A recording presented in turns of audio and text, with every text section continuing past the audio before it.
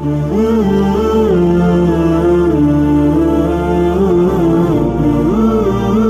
اللہ الرحمن الرحیم۔ امام مہدی کی تلاش میں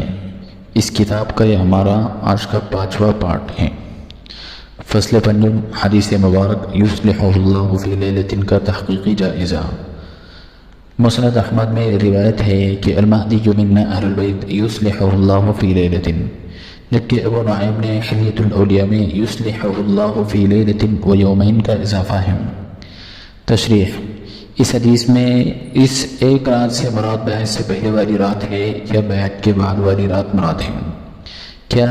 اس ایک رات میں امام مہدی تجربہ کار، عالم دین، پورے عابد و زاہد، محبت کرنے والے اور رحم کا معاملہ کرنے والے لیڈر، سیاسی رہنما اور مضبوط جنگجو کمانڈر بن جائیں گے، جبکہ اس سے پہلے آپ ان مراتب پر فائز نہیں ہوں گے؟ کیا یہ سب کے سب صرف ایک ہی رات میں پورے ہوں گے؟ اور کیا اسی طرح نبی کریم صلی اللہ علیہ وسلم کا نبوت کے لیے اصلاح ایک ہی رات میں ہوئی تھی یا کئی عرصہ لگا تھا؟ یہ بات تو واضح ہے کہ نبی کریم علیہ السلام نے بعثت سے پہلے بکریاں چرائی تھیں، اور آپ علیہ السلام کے علاوہ دیگر انبیاء کرام علیہ السلام نے بھی بکریاں چرائی تھیں۔ ابن حجر فرماتے ہیں کہ انبیاء کرام کی ظاہری اعتبار سے امت کے احوال کی دیکھ بھال کرنے اور صبر و حلم، شفقت و محبت کی صفات کو جلا بخشنے کے لیے بکریوں کے چرانے کو لازمی قرار دیا گیا تاکہ تفرق بازی روکنے اور اجتماعی نظم برقرار رکھنے کا ہنر راسخ ہو جائے، اور ایک جگہ سے دوسری جگہ منتقل کرنے اور دشمن کی میلی آنکھ سے حفاظت، چوروں سے بچاؤ، مختلف نوع طبیعتوں کے آپس میں جوڑ، شدت پسندوں میں نرمی اور گرم خو افراد سے تساہل وغیرہ کام اس سفر میں یہ امور کارآمد ہو سکتے ہیں، جبکہ تدریجی ارتقاء کے حصول میں صبر کے مراتب، مشقتوں کے برداشت، تکالیف کے بہاؤ میں ضعف سے دوری، مگر عزت نفس کا حصول بکریوں کے چرانے میں مضمر ہوتا ہے۔ اس حدیث کی تشریح میں ابن حجر رحمہ اللہ کی تطبیق سے معلوم ہوا کہ تمام انبیاء کرام پر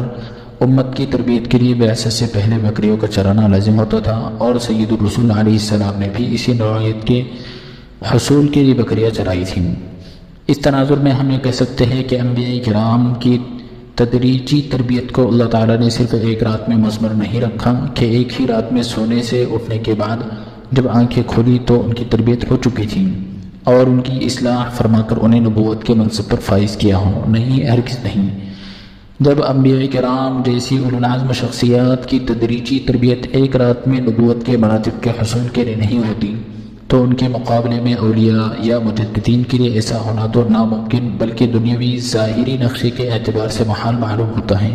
کیونکہ انبیاء کرام صغائر و کبائر سے بعثت سے پہلے اور بعد میں معصوم ہوتے ہیں، جبکہ ان کے لیے ایک رات میں یہ اصلاح نہیں ہو سکتی تو دوسروں کے لیے تو بطریق اولا نہیں ہوگی۔ انہی اعتراضات سے بچنے کے لیے شیعہ حضرات نے اس تفسیر کو چھوڑتے ہوئے یہ کہا کہ یصلح اللہ فی لیلۃ سے مراد یصلح اللہ انصارہ فی لیلۃ ہے کہ اللہ تعالیٰ امام مہدی کے انصار کی ایک رات میں تربیت فرمائیں گے، لیکن شیعہ حضرات کی یہ تفسیر صراحتاً تحریف شمار ہوتی ہے۔ نبی کریم علیہ السلام کی سیرت کو دیکھتے ہوئے اس حدیث کی متعدد تشریحات ہو سکتی ہے۔ مثلا نبی کریم صلی اللہ علیہ وسلم پیر کے دن پیدا ہوئے اور پیر کے دن حجر اسود کو اٹھا کر رکھا گیا۔ آپ علیہ السلام کو پیر کے دن پہلی مرتبہ وحی کی گئی، پیر کے دن مدینہ کی طرف ہجرت کی، پیر کے دن مدینہ پہنچ گئے اور کعبے سے بیت المقدس کی طرف پیر کے دن قبلہ منتقل ہوا۔ اسی طرح واپس بیت المقدس سے کعبے کی طرف قبلہ بدل گیا۔ ایسے ہی غزوہ بدر پیر کے دن تشریف لے گئے اور آپ علیہ السلام دنیا سے پیر کے دن رحلت فرما گئے۔ اسی طرح امام مہدی علیہ رضوان کی بیعت اتوار کی شب ہفتے کے دن ہوگی، جیسا کہ عقد الدرر میں علامہ سلمی شافعی نے نقل کیا ہے کہ یوم عاشوراء عشاء کے وقت امام مہدی کی بیعت ہوگی، اور اسی رات امام حسین رضی اللہ عنہ شہید ہوئے تھے اور وہ بھی ہفتے کا دن یعنی اتوار کی شب تھی۔ اسی وجہ سے اگر ہم یہ کہیں کہ امام مہدی کی ایک دن رات میں تربیت اور اصلاح کا مطلب یہ ہے کہ مثلا اتوار کے دن پیدا ہوں گے، اتوار کے دن قرآن یاد کریں گے، اتوار کے دن شادی کریں گے، اتوار کے دن ہجرت کریں گے، شب اتوار کو ان کی بیعت ہوگی اور اتوار ہی کے دن انہیں فتوحات شروع ہو جائیں گی۔ اگر یہ کسی ایسی شخصیت میں جمع ہو جائیں اور دیگر اوصاف کے ساتھ ساتھ علماء کرام اس وصف کو بھی معلوم کر لیں تو کوئی بعید بات نہیں، دوسری تشریح، ایک حدیث میں آیا ہے کہ نبی کریم علیہ السلام کو ایک رات اللہ تعالیٰ کی زیارت نصیب ہوئی اور فرمایا کہ اللہ تعالیٰ کی ایک خاص تجلی وارد ہوئی جو ایک احسن اور خوبصورت شکل میں مجھے نظر آئی۔ پوچھا کہ ملائے اعلیٰ والے کن چیزوں پر لڑتے ہیں؟ تو میں نے کہا کہ مجھے معلوم نہیں، تو اپنا دست قدرت میرے دونوں شانوں کے درمیان رکھا، جس کی ٹھنڈک سے آسمانوں اور زمینوں کے تمام معلوم مجھے معلوم ہوئے، اور پھر فرمایا کہ ملائے اعلیٰ والے کن چیزوں پر لڑتے ہیں؟ میں نے کہا کفارات میں، اور کفارات سے مراد مسجدوں میں نمازوں کے بعد زیادہ وقت گزارنا اور باجماعت نمازوں کے لیے قدم اٹھانا، ٹھنڈک والے ایام میں مکمل وضو کرنا۔ جو شخص اس طرح جیا تو خیر و عافیت کی زندگی جیا، اور اگر مرا تو خیر و عافیت کی موت مرا، اور اس کے گناہ اسی طرح ختم ہو جائیں گے جس طرح ماں سے پیدا ہوتے وقت بچوں کے گناہ نہیں ہوتے۔ اور اللہ جل شانہ نے فرمایا اے محمد جب تم نماز پڑھو تو یہ دعا پڑھو، اللہم انی اسألک فعل الخیرات وترک المنکرات وحب المساکین واذا اردت بعبادک فتنة فاقبضنی الیک غیر مفتون۔ اس حدیث کی روشنی میں اگر یصلح اللہ فی لیلۃ سے مراد یہ لیا جائے کہ اللہ تعالیٰ کی جانب سے اپنا دست قدرت رکھنے کے بعد تمام آسمان و زمین کی باتیں معلوم ہونے کا تذکرہ کیا گیا ہے۔ اس حدیث کے راوی حضرت معاذ بن جبل رضی اللہ عنہ ہیں، اور آپ کا انصاری صحابی کا یہ واقعہ نقل کرنا بظاہر مدینہ منورہ سے تعلق رکھتا ہے، کیونکہ فجر کے بعد نبی کریم صلی اللہ علیہ وسلم نے انہیں یہ واقعہ اسی رات کے بارے میں بتایا تھا، اور مدینہ سے پہلے 13 سال تک آپ نبی اور رسول تھے، مگر یہ واقعہ اس کے بعد ہوا، جبکہ غالب گمان یہی ہے کہ صلح حدیبیہ اور سورہ فتح کے نازل ہونے کے بعد یہ حدیث بیان ہوئی ہوگی، کیونکہ سورۃ الفتح میں چند امور ذکر کیے گئے ہیں۔ نمبر 1 فتح مبین، نمبر 2 مغفرت تامہ، نمبر 3 تکمیل نعمت، نمبر 4 ہدایت۔ اس صورتحال کو دیکھتے ہوئے اگر یہ کہا جائے کہ ہدایت کی چوٹی کے آخری سرے تک پہنچنا صلح حدیبیہ کی وجہ سے ملنے والی فتح سے متعلق ہوا تھا، اور اس کے بعد ہی اس حدیث کا بیان شدہ آسمان و زمین کے علوم کا ملنا مذکور ہوا، تو اسی طرح حضرت معاذ بن جبل رضی اللہ عنہ کی اس حدیث کی روشنی میں اگر یصلح اللہ فی لیلۃ کی تشریح دیکھی جائے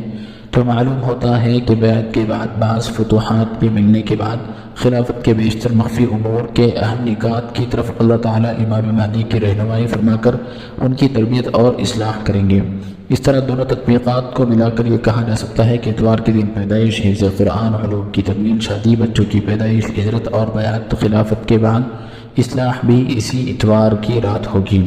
اور یصلح اللہ فی لیلۃ سے اسی نقطے کی طرف اشارہ ہوں، یعنی ابتدا میں لیلۃ الاصلاح متعدد امور میں کئی بار یہی ایک رات کو ہوئی، لیکن اصلاح کبریٰ فتوحات کے بعد ہوگی۔ صحیح مسلم شریف کی ایک روایت میں ہے کہ حضرت عمر رضی اللہ عنہ سے نبی کریم صلی اللہ علیہ وسلم نے فرمایا کہ کوئی شخص اس وقت تک کامل مومن نہیں ہو سکتا جب تک کہ اس کے خواہشات اس دین کے تابع نہ ہو جائے جس کو میں لے کر آیا ہوں، اور میں اس کو اپنے ماں باپ، بیوی بچوں، مال و متاع اور اپنی جان سے بھی زیادہ عزیز نہ ہو جاؤں۔ اس کے جواب میں حضرت عمر رضی اللہ عنہ نے جواب دیا کہ آپ صلی اللہ علیہ وسلم مجھے سب سے زیادہ عزیز ہیں، مگر اپنی جان سے زیادہ عزیز نہیں۔ تو آپ صلی اللہ علیہ وسلم نے فرمایا ابھی تک ایمان قابل نہیں ہوا۔ حضرت عمر رضی اللہ عنہ نے جواب دیا کہ اب آپ صلی اللہ علیہ وسلم مجھے اپنی جان سے بھی زیادہ عزیز ہو گئے۔ تو آپ صلی اللہ علیہ وسلم نے فرمایا اے عمر ابھی ایمان مکمل ہوا۔ حضرت عمر رضی اللہ عنہ نے 39 نمبر پر ایمان قبول کیا، پھر مکہ مکرمہ کی زندگی اور اس کے بعد ہجرت، اور یہ حدیث ہجرت کے بعد ارشاد فرمائی۔ اس سے معلوم ہوا کہ صحبت کے طویل عرصے میں تکمیل کے مراتب آہستہ آہستہ پورے ہوئے تھے، مگر تکمیل آخر میں اسی مجلس میں ہوئی۔ ایسے ہی امام مہدی کی تربیت و اصلاح ابتدائی سے جاری ہوگی، مگر شاید عیسیٰ علیہ السلام کی صحبت میں یہ تکمیل پوری ہو جائے گی، جیسا کہ فرمایا کیف انتم اذا کان عیسیٰ ابن مریم فیکم ینزل والامام منکم۔ محدث کبیر شیخ عبد الغنی محدث دہلوی رحمہ اللہ نے اس حدیث کی تشریح میں فرمایا کہ یلہمہ للامارۃ والخلافۃ فجاءۃ وبغتۃ، یعنی امام مہدی کو ایک ہی رات میں امارت اور خلافت کے جملہ امور کا الہام اچانک کیا جائے گا۔ اس تشریح کو بھی گزشتہ 3 تحقیقات کی روشنی میں دیکھ لے تو معلوم ہوتا ہے کہ مہدویات سے متعلق قائدانہ صلاحیت اور خلافت و امارت سے متعلق صفات اور صلاحیت اللہ تعالیٰ ایک رات میں اچانک انہیں عطا فرمائیں گے، لیکن جب انبیاء کرام کو روبرو آہستہ آہستہ کئی مراحل سے گزارنے کے بعد اپنا منتخب بندہ بنایا جاتا ہے تو انبیاء کرام سے کم مرتبے والے حضرات تو بطریق اولا اصلاح کے ان مراتب سے ضرور گزریں گے۔ چنانچہ ابراہیم علیہ السلام کا نمرود سے سورج کا مغرب سے نکالنے کا مطالبہ کر کے دم خود کرانا، ستارہ پرست اور سورج پرستوں کو مناظرے میں ہرا کر بعد میں بتوں کو توڑ کر نمرود کی جانب سے آگ میں ڈالا جانا اور زندہ نکل کر ہجرت کرنا اور پھر راستے میں بادشاہ وقت کے ظلم کا نشانہ بننا اور بڑھاپے میں بیوی اور نومولود بیٹے کو لقدق میں صحرا میں چھوڑنا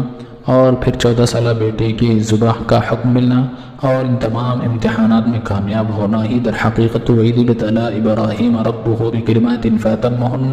اور آیت مبارکہ وَإِبْرَاهِيمَ الَّذِي وَفَّىٰ کی عملی تفسیر ثابت ہوئی۔ اگرچہ آپ اولو العزم نبی و رسول تھے مگر تکمیل ان امتحانات کے بعد ہوئی۔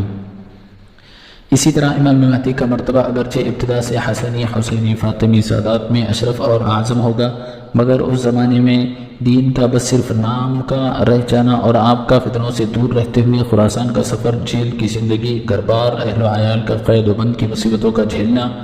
اور اس کے بعد امام مہدی کے انصار میں سے ہونے کے لیے کوشش کرنا اگرچہ اخلاص اور للہیت شمار ہوگی